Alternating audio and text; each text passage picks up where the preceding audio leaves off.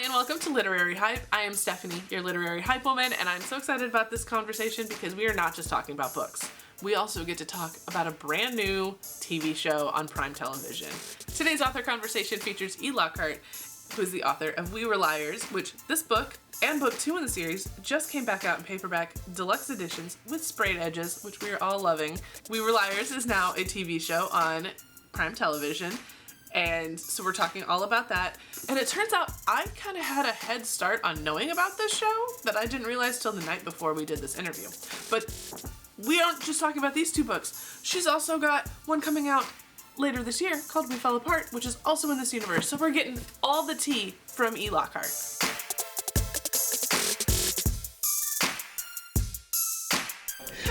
Hi, well, welcome to Literary Hype. It's so exciting to get to talk to you about, you've got a lot to talk about right now. I do. You've got a TV show that's about to hit, which I was thinking about it, and I think Julie Plec spilled the beans to me before it was officially announced. Oh, really? You got a Julie Plec scoop? Yes, because I'd asked her what other books, when she was promoting Vampire Academy, what other YA books she wanted to adapt. And she was like, I just got the rights. And it was at New York Comic Con 2.5 years ago. Oh, yeah. We had phone calls or Zoom or whatever where she was in Spain on the set of Vampire Academy. Yeah, so what's it like for you to now, this has been, like, adaptations take a long time to finally be on the cusp of people seeing this project? We filmed We Were Liars basically a year ago plus. And so it's been, this gradual process of seeing the show come together. I'm an executive producer on the show with Julie Plec and Karina Adley McKenzie showrunning. And so I got to be part of post-production as well as part of, the process of shooting the show. And I loved the post-production process so much because as you see the songs slot in and the editing take shape and the love story kind of get brought out and the plot twist get, fine-tuned, it really just kind of all comes into focus in this really exciting way. So I'm psyched to have people see it. What made Julie the right person to lead this show? Well, Julie and Karina have both made many, many, many, many seasons of super binge-worthy television. If people don't know, Julie is the creator of Vampire Diaries and the Originals and Legacies and Vampire Academy. And Karina is the showrunner for Roswell, New Mexico's first 2 seasons. And so, first of all, they make really good television. Second of all, there's a lot of overlap with the audience. But third of all, they love the book. They both had read We Were Liars multiple times when I first met with them, and they had a really deep understanding of the characters and the world and the themes, and they knew what kind of show they wanted to make. What's it like for you as a creator to hand your creative baby off to someone else and give them kind of control of your story? The book is always going to be the book. Do you know what I mean? So for me, it's just exciting to see a different version of the same story. It's mine and it's not mine. And that's the adventure of it. And you wrote the finale of season 1. I did. What was it like for you going from writing books to now, because writing in a TV show is a cooperative thing, You're working with other people. So going from the solitary thing of creating these characters into working with other people on how your characters are going to react in a slightly different world. I just relaxed into it. I had written some TV before, just not TV that had been filmed. I'd written pilots. In this case, I came in and I wrote an outline together with the group of writers who were writing the show. And we shaped the structure of the outline of the finale. And then I went home and wrote the actual episode after shaping that structure. But it just felt like a transposition, kind of into somebody else's vision. But that didn't feel bad. That felt like fun and collaborative. Is there a moment that you're most excited for people to see come to life? Well, I'm excited for people to see the ending of this story, but I cannot talk about that. Understandable. There's a moment that the story is partly about a love story between 2 young people who first meet when they're 8 years old and then fall in love when they're teenagers. And there's a beautiful, beautiful moment when they first make friends as 8-year-olds. And it is filmed so exquisitely and has so many resonances for their love story, like the way that you see their hands connect, you can see the backs of their hands, and you can see they're in a boathouse, and you can see these gas cans in the background, and the actors are just exquisite who play the young characters, and all of that feels very resonant once you've watched the whole show. And so I'm really excited for people to see how it kind of threads through as a kind of pivotal initial moment of these two characters finding each other. Book adaptations aren't always exactly what we read in the book. Are there any changes that you've made through the show that you're like, oh, I wish I would have thought of that? We Were Liars is about a family, a white, old money, democratic family who own a private island off the coast of Massachusetts, the Sinclair family. And into the Sinclair family come Gat and his uncle Ed, and they start spending the summers on this island with this family. And Gat and Ed are New Yorkers, they're middle class, and they're of Indian descent. And so in many ways they are outsiders to the family, and yet they are also brought into the family. And when Julie and Karina created a writer's room for We Were Liars, they brought in 4 writers of Indian heritage who had all kinds of wonderful skills. I mean, they were amazing writers of drama and comedy and young adult stories and had all kinds of wonderful experience, but they also had lived experience that they brought to those characters that I never could have. Do you know what I mean? It wasn't that I wished I could have written that, because I couldn't have written that. But those characters are fleshed out and developed in some lovely, deep, nuanced ways that I think my readers will be really excited to see. The actor who's playing Gat is going to be new to the world, pretty much. Yes, he's brand new. What's it like getting to not just bring a new audience to your books, but to new actors? Well, there are 4 teenage characters in We Were Liars, and the character of Gat is played by Shubham Maheshwari, who is a completely unknown actor. He graduated college the week before he came to work for us, and he had never worked professionally as an actor before. And he is really funny, he's gorgeous, he's really emotional and vulnerable and honest in this role.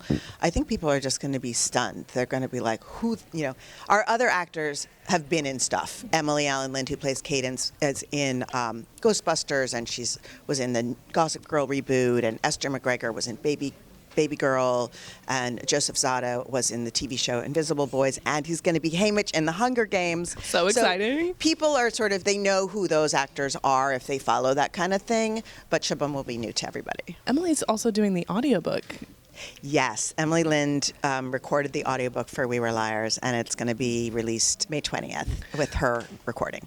So is it like getting, and like the books are getting deluxe editions now with the gorgeous sprayed edges. Thank you. Is it like getting to see these books have new life in the audio and deluxe formats?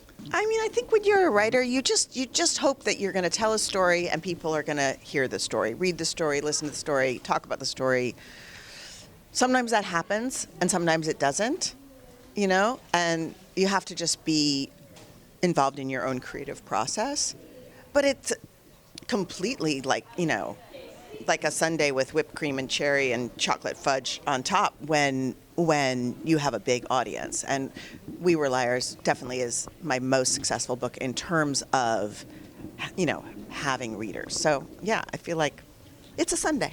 That's a really fun way to think of it. Like, it's already out there, and it did well, so it's already great. But now it's reaching new people and a new generation. Well, I don't like cherries in my ice cream, but oh, that's so sad. Yeah, you like a cherry? I like cherries. Yeah, like Starbucks just did the cherry powder, and I would like put it in a vanilla frappuccino, and it would be like cherry ice cream. Oh no, it was delicious. No, thank you. Well, you and my husband can agree on that. He doesn't like fruit at all, so. Anyways, but with the topic of your books, you've got another book in this world coming out in the fall. I do. Which I just got my hands on. I'm so excited. Thank you. So excited. Yes, the third book in the world of We Were Liars is called We Fell Apart. It comes out November 2025. So the books go We Were Liars, Family of Liars, and then We Fell Apart. So what's this story about? so that we have an idea of where we're diving in on this book 3? Well, We Fell Apart happens simultaneously with We Were Liars in terms of the time frame. And it's about a girl named Matilda who hears from her long-lost father. She's never known her father. And he turns out to be a famous artist, like a super famous painter. And she never knew anything about him. And she's at a strange time in her life. She's just graduated high school, and she's really at loose ends.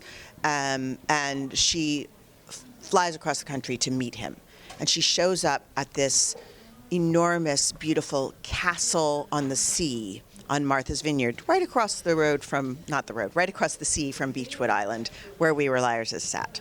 Anyway, her father's not there in this house, in this castle-y house. He's gone on a trip. But there are 3 cute boys there, one of them is her half-brother, and 2 others who are staying at the house.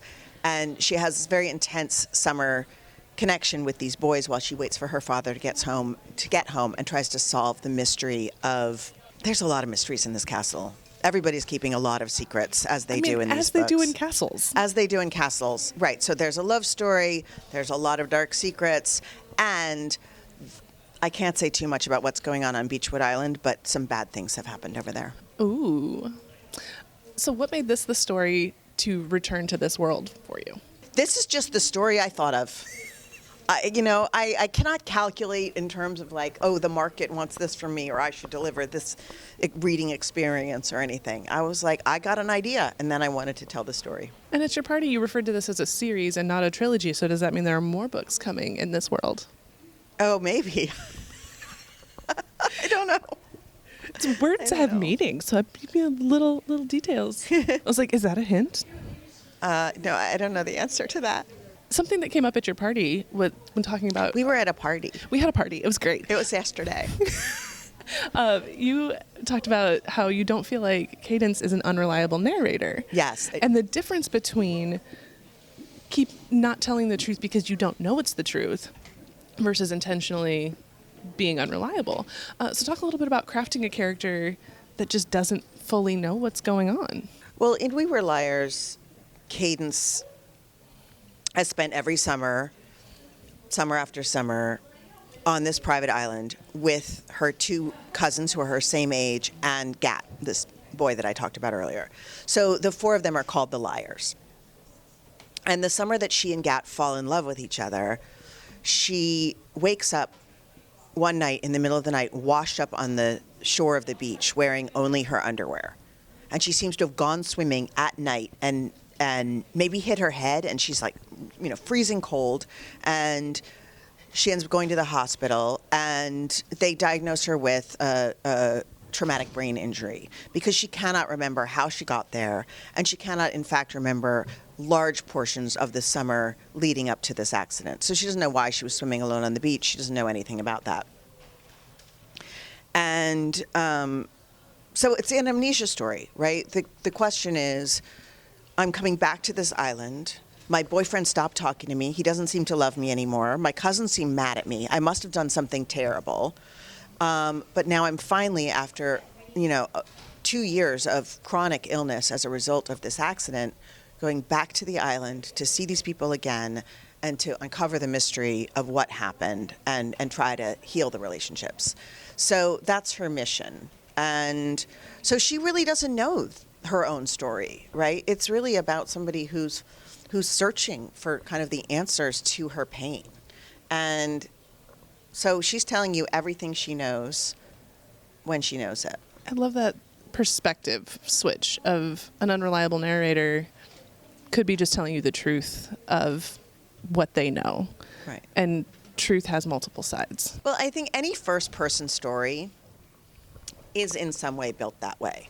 Right? I mean, if you read a novel with a first-person narrator, that narrator is not saying, oh, well, the ending of the story is da-da-da-da-da-da.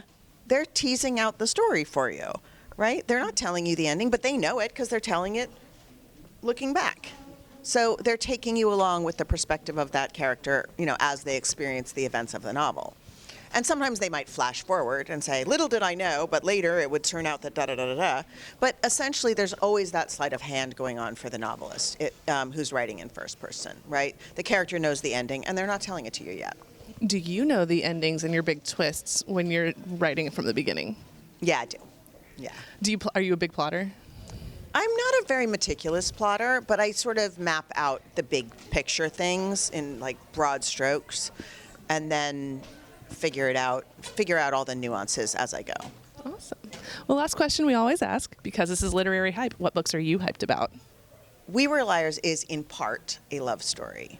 And a love story that I really, really liked in the YA space recently was Lunar New Year Love Story by Jean Luen Yang and Luen Pham. And I loved it partly because it's a graphic, and it brought me visually into a world of lion dancing and Lunar New Year celebrations that was a beautiful and complicated and nuanced and messy world.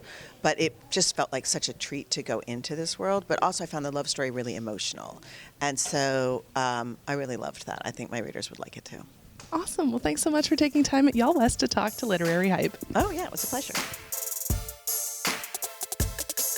Thanks again to Lockhart for hanging out with me at Y'all West to talk all about We Were Liars, Family of Liars, We Fell Apart, the Prime Television show. We covered a lot of ground, and there's so much to get into with the Lockhart world, especially with this book coming out later in the fall. If you'd like to check out any of these books or some of Lockhart's other books, the links to do so are down in the description for you, as well as where to find her on social media. If you enjoyed this conversation, don't forget to like this video, subscribe to the Literary Hype YouTube channel, and click that little bell so you get notifications every time I post a new author conversation. Thanks so much for watching. I'll see you next time.